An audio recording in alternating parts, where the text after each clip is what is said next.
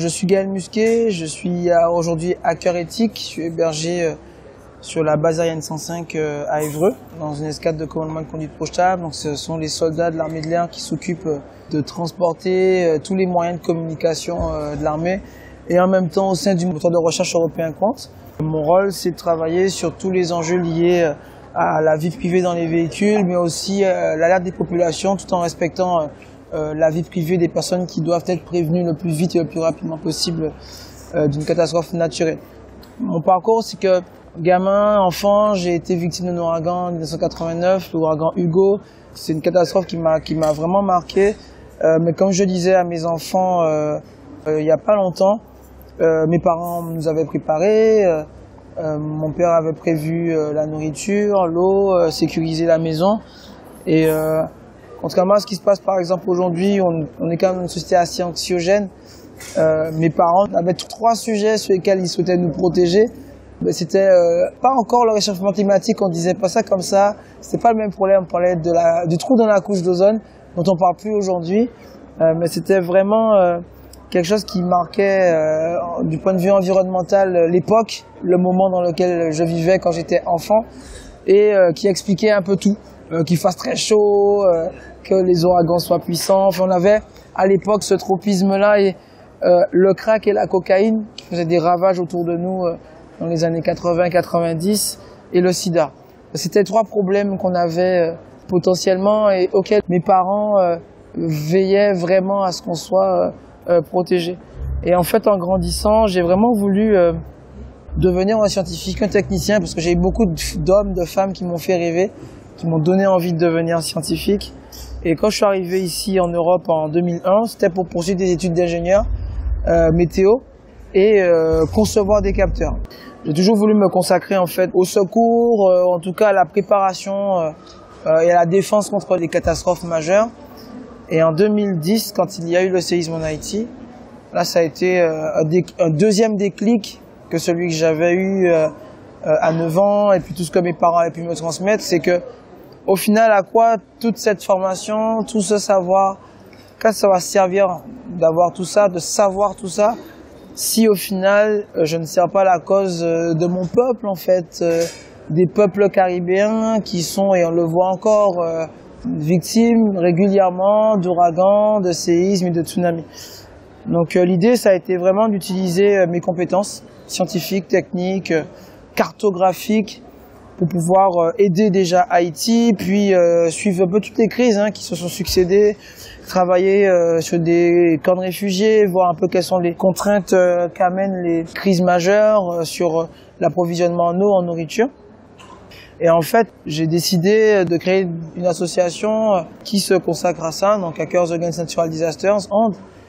Et depuis 2016, je me rends régulièrement en Guadeloupe, dans l'océan Indien, dans l'océan Pacifique l'année dernière, pour pouvoir à la fois m'inspirer des bonnes pratiques d'autres peuples insulaires, mais aussi être capable de transmettre ce quoi on a pu travailler en Guadeloupe autour des problématiques d'évacuation rapide en cas de tsunami. Donc les défis, ils sont multiples, ils sont sociaux. Les gens ne savent pas qu'ils sont exposés à un risque. Donc on pense effectivement aux ouragans, aux tempêtes, parce que c'est ce qui arrive le plus souvent. On a régulièrement des petites secousses, donc on a des petites alertes, mais les gens n'imaginent pas que ce qui s'est passé en 2004 en Asie du Sud-Est peut leur arriver. Et ils ne l'imaginent pas chez moi, encore moins à Marseille, en Vendée, au Pays Basque, en Bretagne, alors que ces côtes sont aussi exposées à ce risque de tsunami. Donc les défis, ils sont sociaux, ils sont historiques. Il faut amener cette connaissance, informer les populations qu'elles sont exposées à un risque. Et une fois qu'elles sont informées, l'idée c'est pas uniquement de créer du stress, de l'anxiété, parce que c'est un vecteur aussi de déni, apporter des solutions et donc former ces populations. Et donc les exercices auxquels je participe, Carib Wave dans la Caraïbe, Indian Ocean Wave dans l'océan Indien, Pacific Ocean Wave dans l'océan Pacifique, visent justement à préparer les populations, mais aussi inspirer d'autres territoires insulaires ou côtiers à la sécurité sur les territoires côtiers et maritimes. Alors, ça passe par l'utilisation de la technologie. Donc, c'est un des meilleurs vecteurs. Aujourd'hui, tout le monde a un téléphone portable. On est beaucoup à être connecté sur les réseaux sociaux divers. On a encore, et c'est heureux, beaucoup de forums sociaux où on peut se rencontrer, des rencontres, des fêtes votives, des fêtes communales, le 14 juillet. Enfin, on a énormément des grands événements sportifs qui font que on peut et on doit utiliser en fait ces différents événements, non pas comme des rappels à l'anxiété, mais que au final nos villes, nos vies sont fragiles et que comme elles sont fragiles, que c'est précieux et comme c'est précieux, il faut utiliser les outils qui sont à notre disposition pour pouvoir faire face à ces challenges. Donc les réseaux sociaux en situation d'urgence, les MSGU, médias sociaux en gestion d'urgence, le radioamateurisme, un loisir scientifique et technique qui vise justement avec ces 3 piliers, favoriser la fraternité, la solidarité, l'expérimentation, et à travers l'expérimentation, l'innovation, être capable de transmettre des bonnes pratiques, d'échanger, de communiquer. Et évidemment, 3e pilier, la gestion de crise.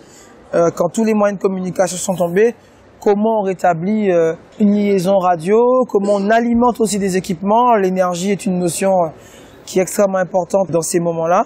Et donc, je sillonne la planète, le continent, la France, pour pouvoir apporter cette compétence, ce savoir, et que les populations, dans des exercices qui sont adaptés, qui sont participatifs, inclusifs, on essaie vraiment d'inclure les enfants, les personnes à mobilité réduite, et bien que l'on puisse être capable derrière de relever le défi en temps de paix. Parce que quand tout va barder, quand tout est tombé, il faut que ces dispositifs deviennent des réflexes et que l'on puisse être capable de faire face de manière autonome à ces crises, parce qu'on ne pourra pas, dans les premières heures, voire les premiers jours, et dans certains pires cas, on a vu à Saint-Martin, plusieurs semaines ont été nécessaires pour arriver à avoir un certain nombre d'aides et de soutien. Donc moi j'ai eu la chance, comme je disais, d'avoir eu des hommes, des femmes qui m'ont fait rêver enfant, des gens qui m'ont fait confiance, qui m'ont financé, la Fondation de France, Simplon, la Caisse d'épargne, Provence-Alpes-Corse. On a des collectivités comme la région Île-de-France, des entreprises qui m'ont fait confiance, l'armée de l'air. Et donc tout ça, ça me permet aujourd'hui à la fois de travailler et de pouvoir porter ce message, de l'amplifier, de le financer, mais aussi de donner de la crédibilité à ces actions citoyennes, puisque la résilience, elle s'inscrit aussi dans la capacité à la fois de transmettre, mais aussi de répartir la charge et l'effort sur les bonnes volontés, les personnes qui sont présentes et qui veulent vraiment participer à cet effort de résilience. Donc, en gros, aujourd'hui, je vais évoluer sur d'autres modèles où on va vraiment éviter de réinventer la roue, s'appuyer sur des structures existantes pour pouvoir former, pour pouvoir transmettre, pour pouvoir accompagner les scientifiques, les soldats dans la culturation au numérique, dans l'utilisation de moyens sur étagère, de petites cartes électroniques, de moyens de prototypage rapide. Et c'est un peu pour ça aujourd'hui que je suis en partie hébergé sur une base militaire et régulièrement sollicité dans des conférences ou des exercices pour qu'on puisse imaginer des moyens non conventionnels de transmettre tous ces savoirs-là. Ce qui me manque le plus, c'est le temps. Je suis papa, je dois travailler, nourrir ma famille bien évidemment. J'ai une compagne qui m'est fidèle depuis 18 ans et qui me suit dans mes pérégrinations, à qui je dois évidemment faire attention. Elle est forcément inquiète quand je vais sur des théâtres d'opération un peu complexes, dans des pays qui sont ressentis ou perçus comme dangereux. Et ça demande du temps, évidemment, puisque je dois, avant de sauver les autres, être capable aussi de former et de transmettre ces savoirs à mes enfants, à ma compagne, à mon entourage proche. On a toujours besoin d'argent, même si c'est pas forcément pour moi le nerf de la guerre, mais c'est une nécessité. Donc l'objectif aussi, c'est d'être capable d'avoir suffisamment d'équipements pour que les territoires, les personnes, les structures que l'on accompagne puissent être autonomes et se focaliser sur l'objet, la mission de leur association et de leur lieu. Et évidemment, pour ça, moi, mon rêve, c'est évidemment de travailler avec un maximum de Fab Labs, de tiers-lieux. Pas forcément de centraliser, au contraire, décentraliser complètement mon savoir, mon expérience, mon expertise, que mes partenaires existants, des Fab Labs, des radioclubs, qui m'ont formé, qui m'ont accompagné, puissent ne manquer de rien. Donc je pense à mes confrères radioamateurs réunionnais qui régulièrement nous inspirent, le Radio Club de Guadeloupe, les radios amateurs de Martinique, différentes compagnies aériennes qui seront en première ligne le jour où on aura des catastrophes majeures à l'autre bout de la planète. Donc moi j'ai vraiment un besoin. On me reproche et on me dit souvent que je travaille seul, trop seul. Et en fait je leur dis non, en fait si j'arrive à faire tout ça, justement, c'est parce que je suis bien entouré et que je souhaite justement que les gens puissent ne pas compter sur ma présence le jour où malheureusement ils seront dans la difficulté. Je vise justement à ce qu'ils soient le plus autonomes possible. Mon sujet c'est eux, pas la sculpture, pas le montage, c'est vraiment être capable, vraiment avec un maximum d'autonomie, de s'appuyer sur des ressources locales pour pouvoir faire face aux intempéries et aux dangers. Mon projet et mes vœux sur l'année 2020 qui s'annonce, ça va être de relever tous ces défis-là sur les 3 océans, Atlantique, Pacifique et Indien, auprès de nos compatriotes calédoniens, polynésiens, mahorais, réunionnais, guadeloupéens, martiniquais, d'être vraiment capable d'être un exemple de bonnes pratiques pour les territoires continentaux, hexagonaux, qui ont besoin aussi de monter en puissance sur la culture du risque.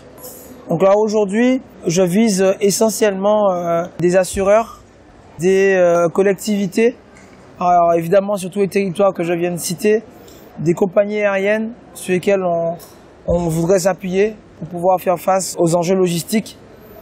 On est sur des territoires insulaires où malheureusement on est obligé quelque part de prendre l'avion. On est obligé aussi d'avoir des doctrines assurantielles. Donc là, j'aimerais vraiment au niveau des fédérations d'assureurs, au niveau des fédérations transport aérien, avoir une vraie stratégie de transport et de doctrine assurantielle pour pouvoir faire face aux défis qui nous attendent.